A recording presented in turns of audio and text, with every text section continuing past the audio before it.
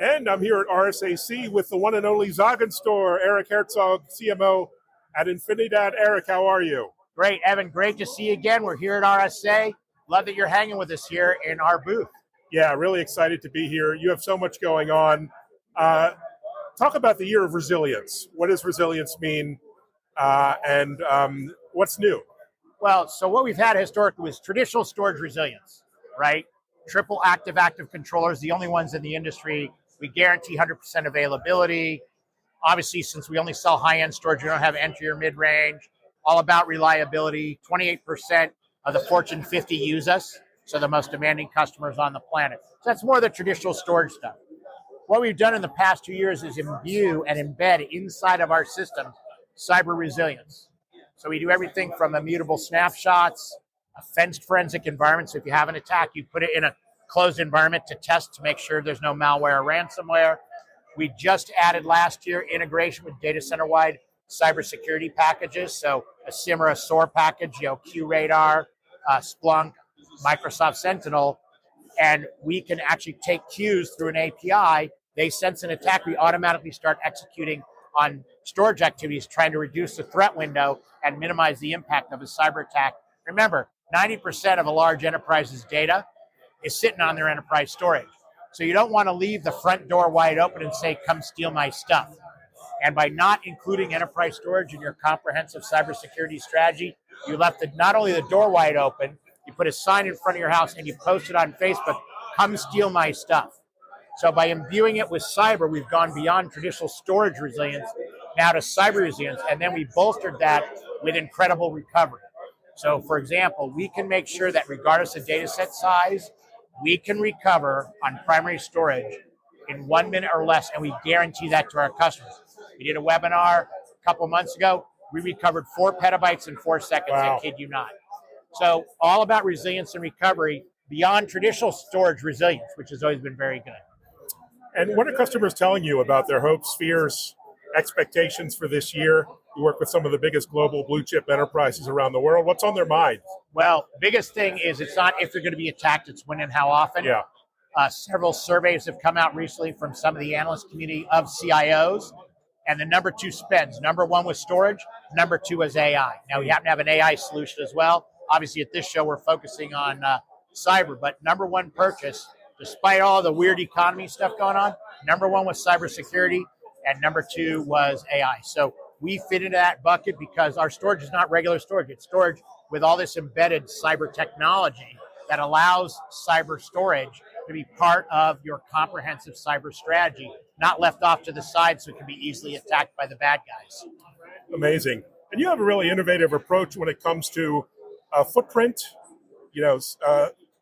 capacity, size, data center, power, the whole 9 yards. What's the secret sauce there? Well, the secret sauce, quite honestly, is our performance. Yeah. We can do 35 mics of latency. So, and everyone's got fast flash.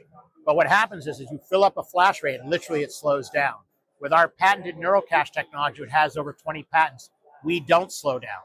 So many times you'll buy a flash rate from another vendor. You'll want a workload. Now you want to put a second one. You have plenty of capacity. You put the second one load on, it slows down. So what do? Sell you another rate. We don't do that. So for example, at one customer, they had 288 petabytes of flash from someone else. Now they're running all the same workloads on 61. Wow. So talking about saving watts, slots, power, floor space, and operational manpower. They used to run their old storage farm with 10 admins. Now they're running a storage farm leveraging us with only 3. So talk about freeing up IT resources. As you've written about yourself, there's an IT skills gap, and those guys didn't lose their job. They just took them out of storage and put them in another area of IT because there's a skills gap right now. So we could even help on that front as well. Brilliant. And what about some of the often not discussed aspects of our industry, user experience, customer experience, guarantees, how to do business with Infinidat contracts-wise? You're a little different there as well. Yeah, so let's take the guarantees first. We guarantee performance in writing. We guarantee 100% availability in writing. Wow. We guarantee the cyber resilience in writing. Several of our competitors, they say they have immutable snapshots. They actually have a backdoor. We don't have a backdoor, so we can't even get in. Wow. No one can get in. We guarantee the recovery time, again, under a minute on primary storage, and on backup storage under 20 minutes. And we're talking unlimited number of petabytes. So we recovered a Veeam backup data set on our purpose-built backup appliance. It could have been Commvault, IBM Protect, any of the backup guys. We recovered 25.5 petabytes in 12 minutes. Wow. So all that stuff is guaranteed in writing. So that's one. Second thing is the way we put all the automation. All of that automation means we have customers in writing, public reference, have said, I've had an Infinibox for 4 years. I haven't touched it after the original install. It just kind of like that Energizer bunny, just goes and goes and goes. So customers like that. We have a customer in Europe, 70 billion US dollars. They had 15 admins running storage. They switched to us. Now they have 4. So from their perspective, that's all about ease of use and automation, make it easier for them to deal with. And again, the bulk of our customers are the Global Fortune 2000, which means they're the most demanding. So if we can make it easier for them to do things, they do. So that's how we really focus on ease of use. Moment. Where do you go from here? What's next? What are you excited about on the horizon, let's say? Well, the big thing on the horizon for us, obviously, we're continuing to press the cyber button, which is why we're here at RSA. But the other thing is about AI. How do you get storage implemented in an AI world? In this case, how do you storage for your AI applications and workloads? So we've come up with an AI RAG solution, retrieval augmented generation, and that allows us to use our existing storage, competitor storage, as long as they have the NFS protocol, and cloud storage with the NFS protocol, put that all together and have it work with vector databases, large language models, small language models, and constantly reiterate.